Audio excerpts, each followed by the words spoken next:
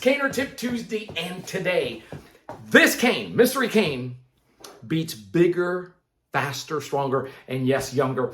But before we get into that, as always, a warm welcome. Listen, those of you who are here for the first time, oh yeah, if you love the content, go ahead and subscribe.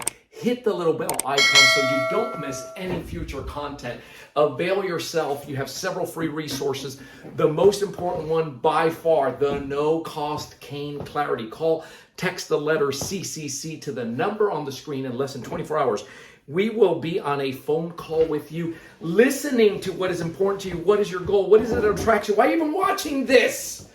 And let's map out a plan, answer all your questions regarding the cane culture, but more importantly, how can you get cane trained the right way, especially wherever you are on the globe, especially when you don't have an in-person ACSD certified instructor.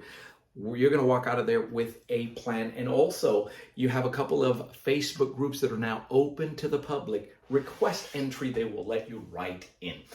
Before we get into this, this is an extension of the conversation we had last week as to the fallacy, if you haven't seen that, the fallacy of testing canes for self-defense. Yes, there is a proper way of doing that.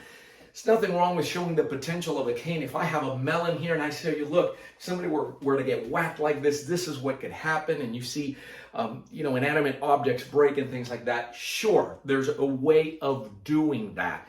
But to sit here and take any cane and start beating an inanimate object with it to show how much punishment the cane can take, and then take that as a conclusion that this cane would or would not be good for self-protection is absolutely ridiculous, because there is no correlation. That's not the correlation.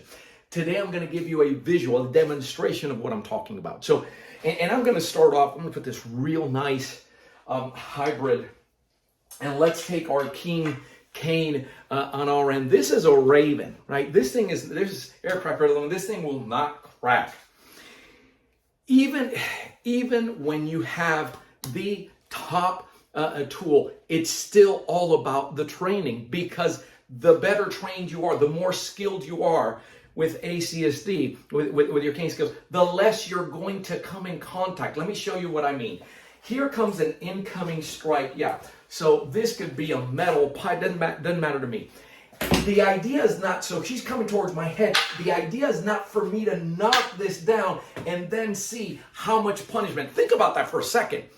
When you go into a self-protection situation, are you thinking, let me see how much punishment my cane can take today? No, if you're ACSD trained, first of all, how can I avoid this situation? If I absolutely cannot avoid it, then there's a hierarchy there. My goal is to incapacitate so that I can get to a safe place.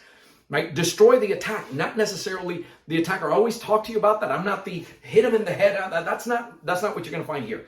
So notice that when you come in here, sure, this thing can stand in, but the idea is not to go cane on whatever it is. The movement, and I'll borrow this from your 12, those of you ACSD caners, you're familiar with the 12 strike and defense zones. So when I do this, there's a footwork, there's a body movement that you do that puts you, when she extends full, I'm not at the end of this, which is where the damage would be done. So even though my cane can handle it, it's here, and I'm squared up to this, right, in such a way that I'm protected, and my cane doesn't take that much damage because I'm to the inside of that. I'm not outside where the maximum, the main contact is taking place. Doesn't matter how that strike is coming in. I take advantage of the tool. If she's not coming in at all with a stick, and it's a two-hand, I'm saying, hey, I don't want, when I do this, and I come down here, I'm taking out the limb, that's not going to damage my cane. But what about when you have, let's go to the other end of the spectrum here, and you go with a drugstore variety cane. See, this is a folder, right? This is a folder.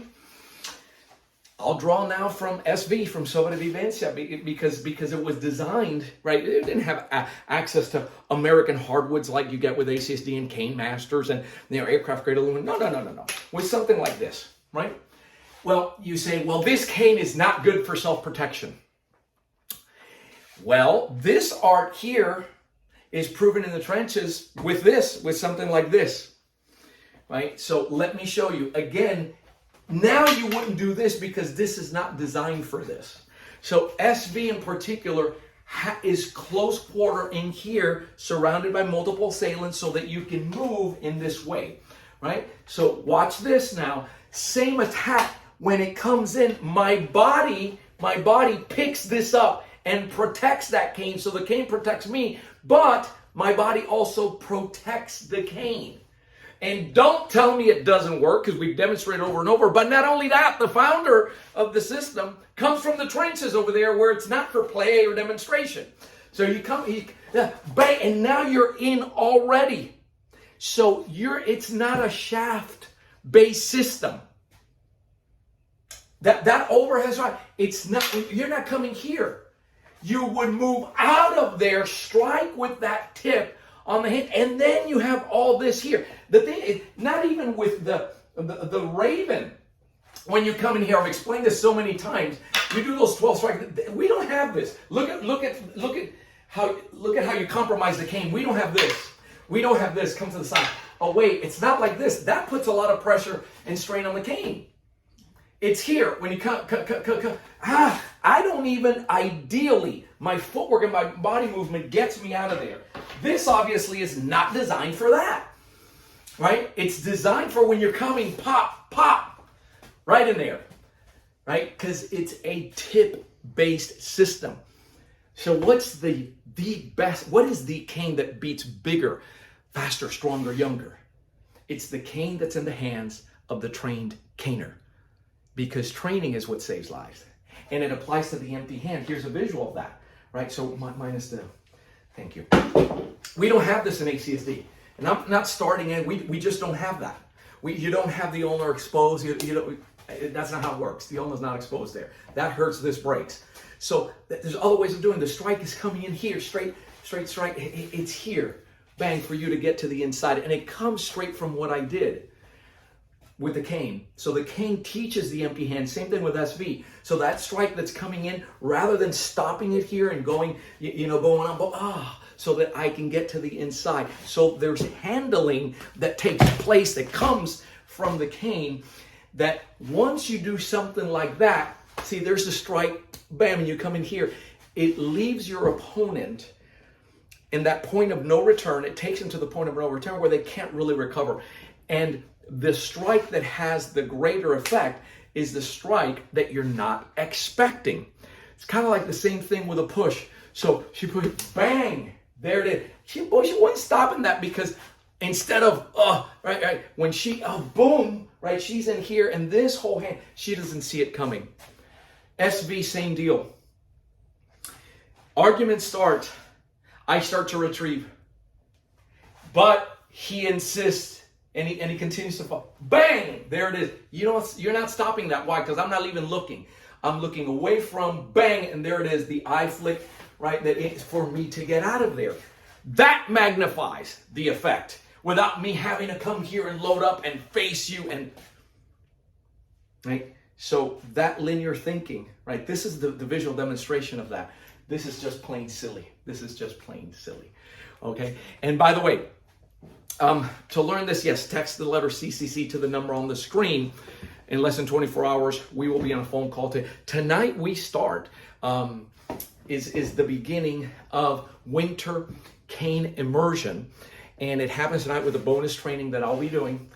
And even though it's closed out, you can still enroll with the online version. And the beauty of the online version is that you get to keep the recordings. You get to make them yours. Tremendous value in that. You'll always be able to reference it. So even if you can't show up for these 4 days, coming up, for the details, just call the headquarters, 800-289-8188. I'm Joe Robaina with American Cane Self-Defense. Thanks for watching. Keep caning. Stay safe.